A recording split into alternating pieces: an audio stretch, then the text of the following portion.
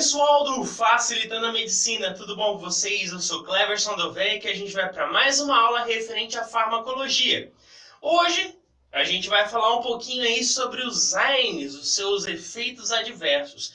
Então, se te ajudar de alguma forma e você quiser receber mais informações, se inscreve aí no canal e deixa o seu joinha maroto aí. E vamos ao que interessa. Como falei, hoje vamos falar dos efeitos adversos. Seria ali o efeito não desejado desses anti-inflamatórios não esteroides, os AINES. Agora, a gente sabe que os AINES eles vão estar o quê? Ali inibindo a ação da nossa COX-1 ou COX-2, dependendo se ele é seletivo ou não seletivo. O não seletivo, ele inibe ali um dos dois ou os dois. O seletivo, ele vai inibir apenas um, como a gente já viu nos vídeos passados. Então, o que interessa, ele vai inibir essa COX para impedir a formação da prostaglandinas a partir ali do ácido araquidônico. Beleza? Então, que efeitos adversos a gente pode falar, começando ali pelo trato digestivo? No trato digestivo, é bom a gente saber a importância das prostaglandinas ali, para depois entender o que vai fazer falta essa prostaglandina com a ação de um anti-inflamatório. Então, ali no trato digestivo, no nosso estômago, nós sabemos que esse estômago ele vai liberar muito ácido gástrico, ácido clorídrico, claramente para ajudar na digestão. Então ele vai estar ali liberando esse ácido que vai estar ali digerindo o nosso alimento após ali a deglutição. Agora, o interessante é que esse ácido, ele é prejudicial, ele pode causar dano ali no nosso epitélio estomacal. Porém, por que ele não causa dano? Ele não causa dano porque existe a prostaglandina que, de certa forma, induz ali na parede desse estômago a liberação do muco. Esse muco que é importantíssimo para proteger, de certa forma, esse epitélio do nosso estômago. E assim, esse ácido que é liberado no próprio estômago não consegue danificar as paredes ali estomacal. Então, esse muco é importantíssimo nesse processo. E a prostaglandina está envolvida aí nessa produção. Agora, eu utilizei um AINES. Um paciente está ali utilizando direto esse AINES, esse anti-inflamatório não esteroide. E o que vai acontecer? A longo prazo, esse paciente utilizando sempre, ele vai acabar inibindo sempre o que? As nossas prostaglandinas. E nós vimos que a prostaglandina é importante para quê ali no estômago? Para a liberação do muco. E o muco é importante para quê? Para proteger a parede do estômago contra o próprio ácido clorídrico que é produzido ali para a nossa digestão. Então, se falta o muco, esse ácido que é utilizado na nossa digestão vai ter uma ação ali fervorosa sobre a parede estomacal. E eu vou formar o que? Lesões. Vai ter lesões na parede do estômago, lesões ulcerativas. Essa lesão pode se estender até ali pelo duodeno, dependendo da ação ou da quantidade de ácido que for ali sendo utilizado pelo próprio estômago. Então, esses quadros eles podem até se agravar, principalmente em pacientes alcoólatras. E não só em alcoólatras, mas aqueles pacientes que já têm um certo problema com a Helicobacter pylori. Essa bactéria que já dá uma propensão ali a lesões nesse estômago, porque a bactéria vai estar ali, ó, já causando certa lesão no nosso epitélio estomacal e também ali fazendo uma propensão maior para que esse ácido do estômago já possa ali, de certa forma, causar um dano maior. Então, aí podemos destacar esses dois tipos de pacientes, os alcoólatras e também os que já possuem a Helicobacter pylori. E qual seria o quadro do paciente? O quadro seria de anorexia, ele não vai conseguir ali se alimentar bem e sempre vomitando, né? Porque ele sente aquele mal-estar, aquela queimação que é horrível, parece que a pessoa vai vomitar fogo, que claramente o ácido estomacal ali vai estar fazendo o seu efeito, né? E vai causar dano na região. Então a pessoa vomita, náuseas, também pode até perca de peso em alguns pacientes E também o mal-estar, a dor que é provocada pela úlcera, a ulceração dessa parede do estômago. E como tratar? Claramente, de certa forma, retirar esses fármacos que estão, de certa forma, impedindo a formação desse muco, que é protetor, através da prostaglandina, e também algum fármaco que possa auxiliar nesse processo, como o omeprazol. Então, basicamente, seria esse o efeito adverso no nosso trato digestivo, que seria esse dano, essa lesão ulcerativa. Mas também existe aí um efeito adverso dentro ali do nosso sistema cardíaco, o próprio coração, juntamente com esses AINES. Agora, qual seria o efeito adverso sobre o coração? Esses fármacos anti-inflamatórios não esteroides, o que eles vão fazer no coração? Primeiro, nós sabemos que existem os AINES que são seletivos e os não seletivos. Em especial, o que vai ter o efeito adverso pior ali vai ser o seletivo, aquele que se liga especialmente ou na COX-1 ou na COX-2. E aqui nós podemos destacar que um AINES, um anti-inflamatório não esteroide, vai se ligar em especial ao COX-2.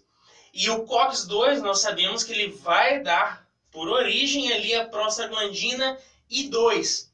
E essa prostaglandina I2 ela é importante para manter a homeostase dos nossos vasos sanguíneos. Como assim a homeostase? Nós sabemos que nos vasos sanguíneos passa o sangue.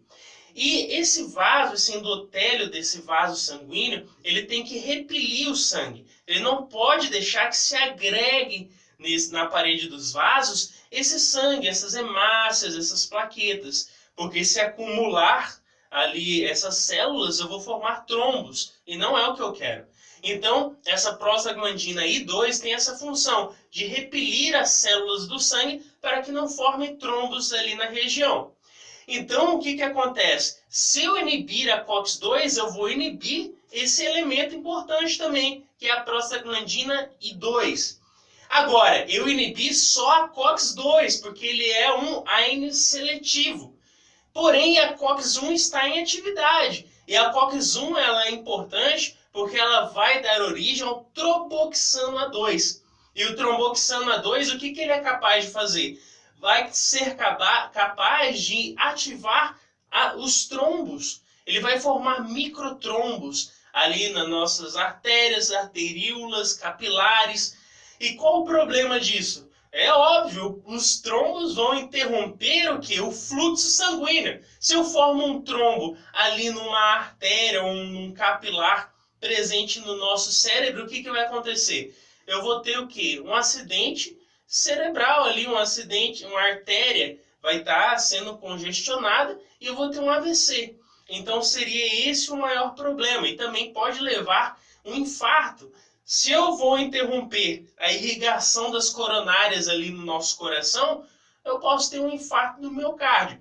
Então, em casos mais agravantes, é isso que pode acontecer. O AINE seletivo, ele inibe o que? A COX-2, porém a COX-1 continua ali em atividade, que vai promover ali a liberação do nosso tromboxano A2. E a presença desse tromboxano A2, o próprio nome já é sugestivo. Tromboxano vai formar trombos nos vasos.